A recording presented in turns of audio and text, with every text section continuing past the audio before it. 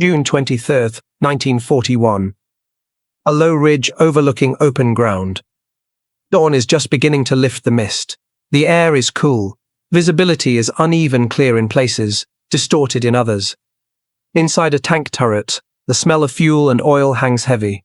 The engine idles low, vibrating through steel plates and into bone. A commander presses his headset tighter, listening for a voice that has not spoken yet. Ahead, the ground looks empty. Too empty. You can almost feel the tension in the pause before movement. Crews have been awake for hours waiting. Orders were brief. Advance. Engage if necessary. Maintain formation. This is supposed to be straightforward. The tanks involved are powerful by the standards of the day. Thick armor, heavy guns, built on the assumption that strength decides the outcome when steel meets steel. Doctrine says this ground favors them. Doctrine says the enemy will appear where expected. Then a shape moves at the edge of vision. Not one tank. Several. They are not advancing in a neat line. They are spread out, angled, moving with purpose but without ceremony. The commander raises his binoculars. He sees unfamiliar silhouettes, lower profiles, different spacing, not what the manuals described. A report crackles through the radio. Confused. Incomplete. Contact. Multiple vehicles. Direction unclear. No one fires yet. This hesitation lasts only seconds, but seconds matter. The first shots do not come from the heaviest guns. They come from positions that were not marked, from angles that were not anticipated. The sound is sharp, metallic, close. A tank shudders as a round strikes its side, not penetrating, but hard enough to ring through the hull. The driver instinctively slows. The formation compresses. This is already a problem. Traditional armored doctrine depends on cohesion, on predictable movement, on the idea that armor thickness and gun caliber determine survival long enough to decide the fight. But what unfolds here does not follow that script. Enemy tanks maneuver instead of closing directly. They shift positions quickly, forcing turrets to turn and crews to react. Fire comes in bursts, then stops, then resumes from somewhere else. You can almost feel the strain inside the turrets now. Commands overlap. Sight pictures change too quickly. Range estimates are shouted, corrected, discarded. One tank fires and misses. Another fires and hits, but the target does not stop. Armor that should dominate suddenly feels uncertain. The ground itself becomes part of the fight. Low rises block lines of sight. Dust clouds obscure movement. Smoke from burning vehicles, friendly or enemy. It is not always clear, drifts across the field. Radio traffic grows dense. Too dense. Units report contacts that no longer exist. Others fail to report at all. Commanders trained to control the engagement from within their vehicles realize they are reacting instead of directing. This is not how armored battles were supposed to unfold. The assumption was simple. Thicker armor survives longer. Bigger guns win. The side that brings more strength forward prevails. Here, that assumption begins to crack. A heavily armored tank advances confidently, then halts, uncertain of where to aim. Lighter vehicles move around it, not to destroy it immediately, but to isolate it, to deny it targets, to force it to turn. Every rotation costs time. Every pause invites risk. You can almost sense the realization forming, not yet articulated but already felt. Protection alone is not enough. Survival now depends on awareness, on coordination, on the ability to adapt faster than the enemy. This single engagement is not yet decisive. Losses on both sides are limited. No clear victor emerges in the first hour. But something more important is happening beneath the noise. Crews are learning under pressure that the rules they trained for do not fully apply, that armor thickness cannot compensate for surprise, that firepower means little without positioning. As the fighting spreads and intensifies, one thing becomes clear to those inside the steel shells. This battle is not testing machines. It is testing ideas. And before the day is over, those ideas will no longer look the same. The engagement does not pause to allow understanding. It accelerates. By mid-morning, the battlefield has lost any clean shape. What began as a forward advance has fragmented into clusters of movement and contact.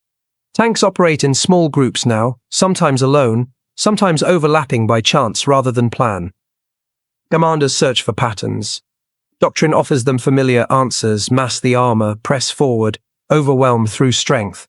But the ground refuses to cooperate. Every attempt to impose order creates new exposure. Radio discipline breaks down first. Channels fill with overlapping reports. Bearings are given without reference points. Calls for support arrive too late, or from positions that no longer exist. The system that once promised control now introduces delay. Inside the turrets, crews adapt instinctively. They shorten commands. They rely on sight instead of instruction. Drivers maneuver without waiting. Gunners fire at opportunities rather than targets assigned from above. This is not insubordination. It is survival. The enemy exploits it. Instead of meeting strength with strength, they focus on disruption. They do not seek to destroy every tank. They seek to break the rhythm of movement, to force formations to hesitate, to separate vehicles from mutual support. A heavy tank pushes forward, confident in its protection. Enemy vehicles do not challenge it head-on. They withdraw, reposition, then reappear from the flanks. You can almost feel the frustration building inside the steel. The armor holds, but it is blind. The turret turns too slowly to track multiple threats. The gun waits for a clear shot that never fully presents itself. Meanwhile, lighter tanks maneuver freely, dictating the tempo. This is the moment doctrine begins to show its limits.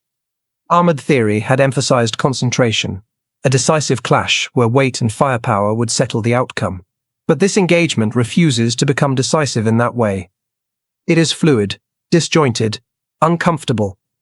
Commanders realize that their formations are too rigid for what is unfolding. Tanks designed to dominate a frontal exchange are being forced into reactive roles.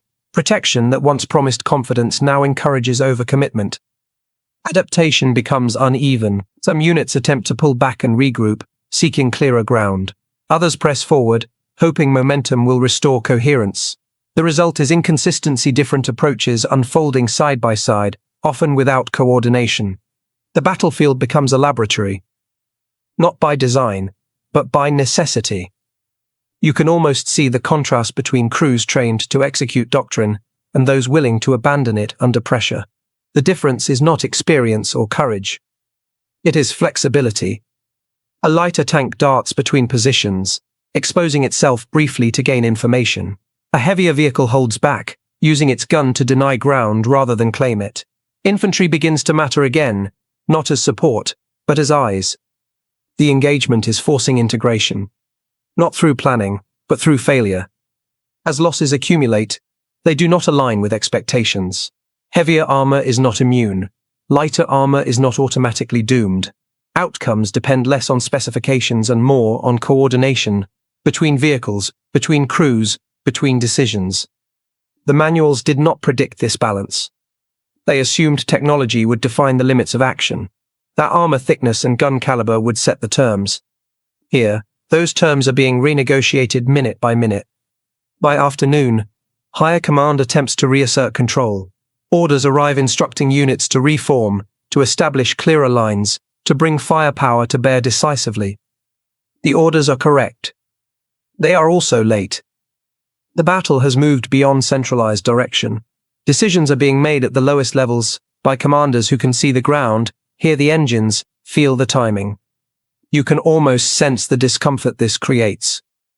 Doctrine was meant to reduce uncertainty, to provide a framework that allowed large forces to act coherently. Instead, it is now a constraint. This engagement is exposing a quiet truth. Armored warfare cannot be governed by fixed ideas alone. It requires responsiveness, awareness, the ability to abandon assumptions when they stop working.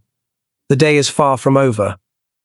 But already, something irreversible has begun. The battle is no longer just about which side will hold the field. It is about which ideas will survive contact. By late afternoon, the battlefield sounds different. The steady rhythm of engines is broken by pauses. Vehicles stop, then move again without warning. Smoke lingers low, flattening depth and distance.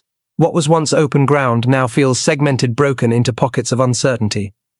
Crews have stopped expecting clarity. They operate on fragments. A glimpse of movement. A sound carried by the wind. A radio message cut short. You can almost feel the shift inside the turrets. Earlier confidence has been replaced by focus. Not fear, but concentration. The kind that comes when training is no longer enough and judgment takes over. This is where adaptation becomes visible. Some tank commanders begin to slow the fight deliberately. They halt behind terrain, using ridgelines not as launch points but as shields. They wait not for orders, but for patterns to emerge. Others coordinate informally. A hand signal, a brief radio call. Two vehicles move together, not because doctrine demands it, but because isolation has proven dangerous. Armor thickness fades as the primary concern. Awareness replaces it. A heavily armored tank survives a direct hit, but remains immobilized. A lighter vehicle avoids the shot entirely by repositioning. Crews notice. They adjust. Fire is now used to shape movement rather than destroy targets outright. A round fired not to kill, but to force a turn. To delay. To expose. The enemy responds in kind. This back and forth has no script. It is negotiated moment by moment. You can almost sense doctrine being rewritten in real time, not on paper, but through behavior. What works is repeated. What fails is abandoned without ceremony. Infantry integration increases without formal instruction. Tank crews begin to rely on soldiers moving alongside them, not as passengers but as observers. Infantry point. They signal. They warn. This was not emphasized enough in training. It is now indispensable. Communication simplifies. Long reports vanish. Short phrases replace them. Directional cues, distance estimates, nothing more. Every word costs time. Every second matters. The battle has become less about decisive blows and more about tempo. Who can act, adjust, and act again before the other side recovers? In this environment, traditional hierarchy softens. Senior commanders still exist, but influence flows differently. Initiative is rewarded immediately. Hesitation is punished. You can almost feel the discomfort among those trained to wait for permission. Permission is no longer relevant. The engagement spreads outward as units attempt to stabilize flanks that no longer hold meaning. Tanks reposition not to hold ground permanently, but to deny it temporarily. This is new. Armored doctrine had treated terrain as something to be seized and defended. Here, it is used as a resource borrowed briefly, then abandoned. Losses continue, but they are not decisive. What is decisive is learning speed.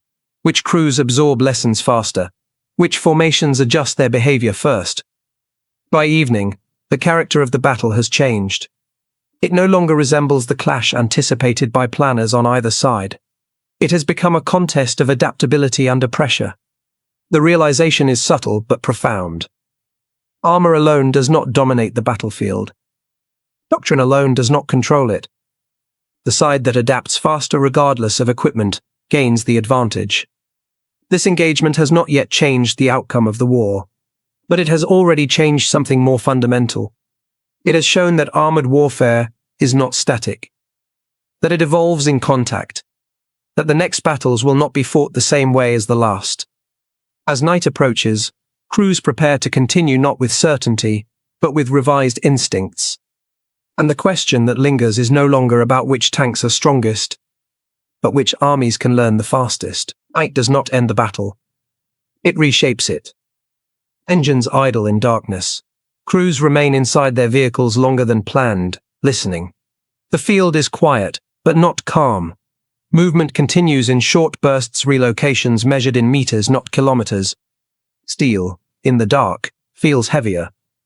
Visibility collapses. Optics lose their advantage. Range estimates become guesswork. Tanks that dominated open ground during the day now struggle to define threats beyond a few dozen yards. You can almost feel how the balance shifts.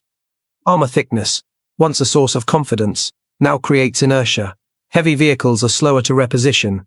Turning a turret becomes an event rather than a reflex. Every movement risks noise. Every noise risks detection. Crews begin to appreciate limits they had not considered. During training, protection was reassurance. At night, it becomes isolation. A tank commander cracks his hatch briefly, just enough to hear better. Cold air rushes in. The sounds of distant engines carry strangely in the dark, bouncing off terrain, impossible to place with certainty. Infantry presence becomes critical again, not as doctrine prescribed, but as reality demands. Foot soldiers move quietly, testing ground ahead of armored vehicles. They see what optics cannot. They hear what engines mask. This relationship was always acknowledged. It was rarely prioritized. Now it is essential.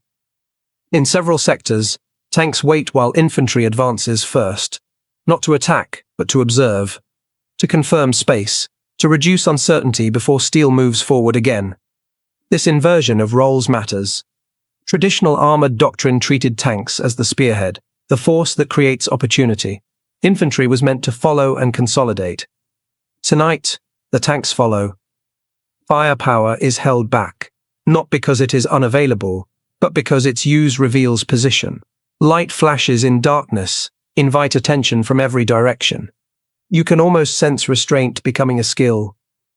Crews are learning that survival depends not on absorbing hits, but on avoiding attention altogether. Movement becomes careful, coordination quiet. The battle's tempo slows not evenly, but selectively. Some units press aggressively, trusting momentum. Others pause deliberately, prioritizing awareness over ground gained. There is no unified approach. Doctrine no longer dictates behavior. Experience does. As dawn approaches again, the consequences of the previous day become clearer. Units that adapted during daylight now operate with confidence. Their movements are purposeful, their spacing improved, their coordination more intuitive. Units that clung to original assumptions feel exposed. Heavy armor that once advanced boldly now hesitates, not from fear, but from uncertainty about how to apply strength effectively. This is the unseen outcome of the engagement. Not destruction but re-evaluation. The battlefield has not produced a single decisive moment. No breakthrough that can be pointed to. No collapse that forces immediate retreat. Instead, it has revealed something more unsettling. The old certainties no longer guarantee advantage. Armor thickness did not fail, but it did not decide. Firepower did not disappear, but it did not dominate. The belief that technical superiority alone could control the fight has been quietly dismantled. You can almost feel this realization settling across command levels. Reports written overnight reflect it. Language changes subtly. Less emphasis on armor values, more attention to coordination, positioning, and tempo. The engagement has exposed that steel has limits not in resistance, but in relevance. It must be part of a system, not the system itself. As daylight returns, crews prepare to continue with different expectations. They still trust their machines, but they no longer expect the machines to compensate for rigid thinking. This battle has not rewritten armored warfare in a single night, but it has stripped away illusions. And with those gone, armies are forced to confront a difficult truth. The future of tank warfare will not be decided by armor thickness alone. It will be decided by how quickly doctrine adapts when steel meets reality. By the second day, the engagement is no longer isolated. Its effects are already moving outward. Reports travel faster than orders, not polished after-action summaries fragments. Observations passed between commanders, notes scribbled in margins, conversations held beside vehicles while engines cool. They all point to the same conclusion. What worked before does not work the same way here.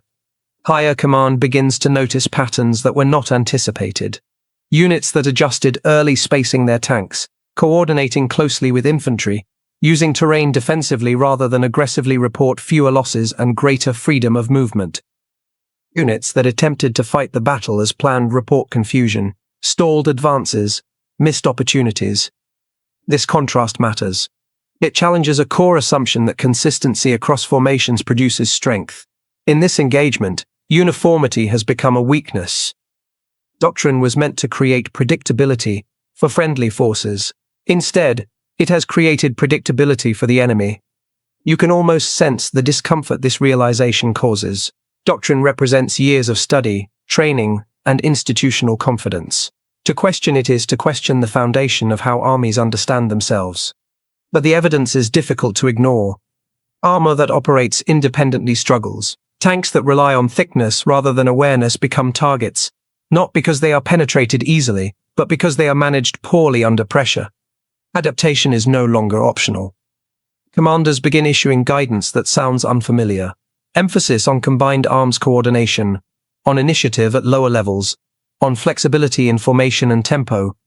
These instructions are not yet formal doctrine. They are cautionary, but they spread quickly. You can almost feel the shift in tone.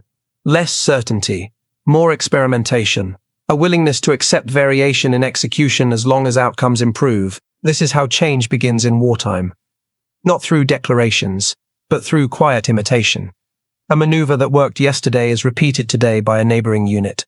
A tactic observed under pressure becomes standard practice within hours.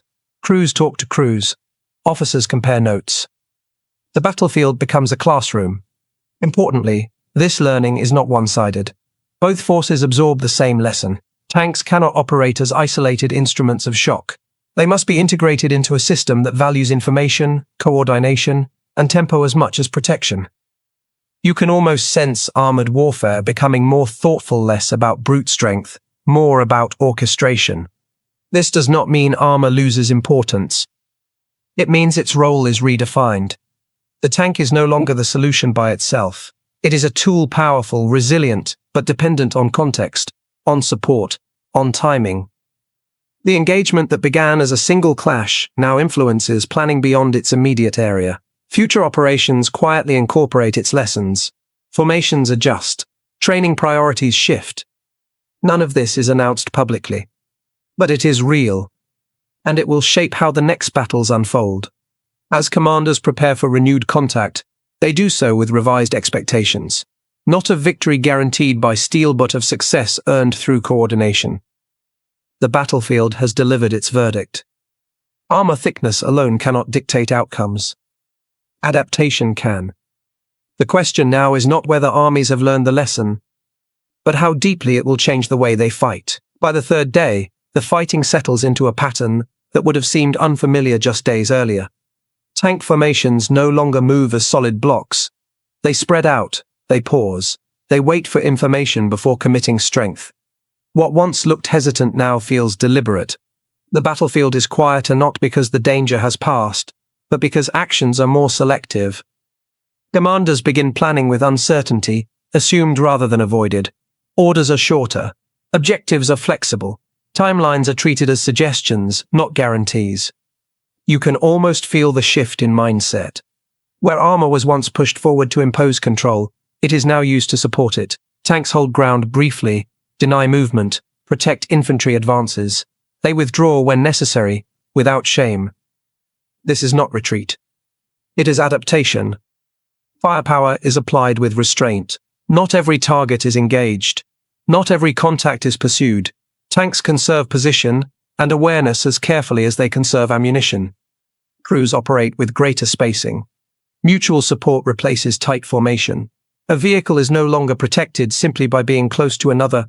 It is protected by shared understanding of the ground. Infantry integration becomes routine rather than exceptional. Coordination is assumed. Tanks slow to allow soldiers to move ahead. Soldiers adjust their movement to cover armored blind spots. This cooperation had always existed in theory. Now it is essential in practice. The engagement has exposed how quickly rigid ideas can become liabilities. It has also shown how adaptable armies can be when necessity forces change. You can almost sense confidence returning, not the old confidence rooted in specifications and doctrine, but a quieter one built on responsiveness. Commanders trust their subordinates more. Subordinates act with greater initiative. The system becomes flatter, more responsive. This is not without risk. Decentralization always carries the danger of inconsistency. But the alternative, waiting for perfect alignment, is no longer viable. The battle has taught a hard lesson.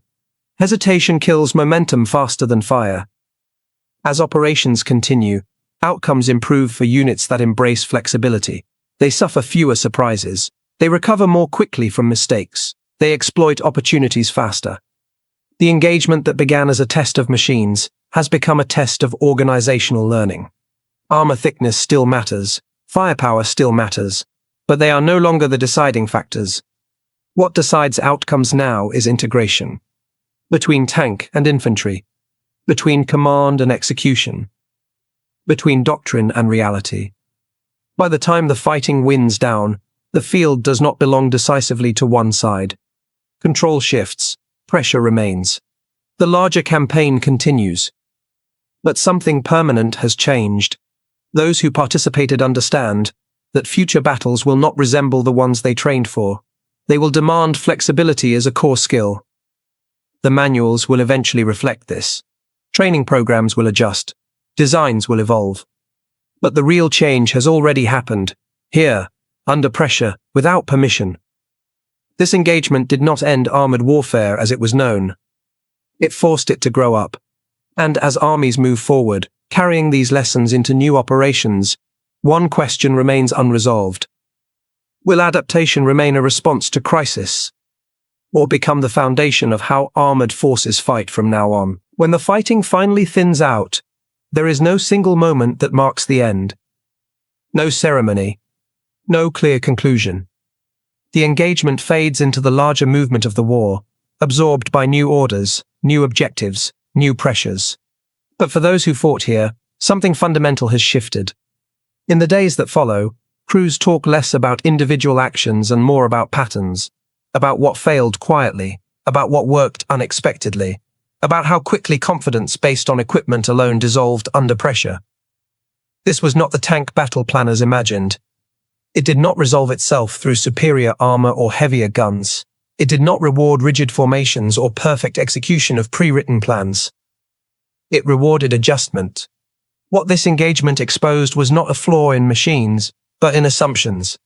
Armored doctrine had been built around decisive clashes, steel against steel, strength against strength.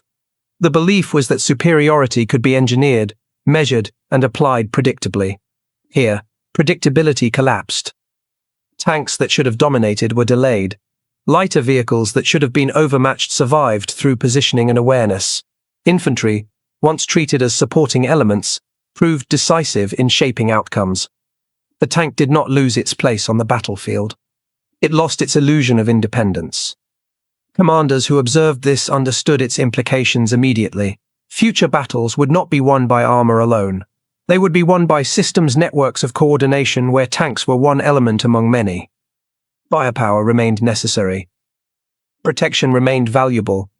But neither was sufficient by itself. The engagement forced armies to confront a reality they could no longer ignore. Modern warfare moves too fast for rigid thinking. Technology evolves, but context evolves faster. Doctrine must follow or be left behind. This is why the battle mattered. Not because of ground gained or lost, not because of casualties inflicted, but because it revealed how wars would now be fought. From this point forward, armored warfare would emphasize integration. Tanks would be designed with cooperation in mind. Training would focus on initiative as much as obedience. Command structures would loosen, allowing decisions to be made where information was freshest. These changes did not happen overnight. But they began here, in a single engagement where expectations met reality, and reality refused to behave.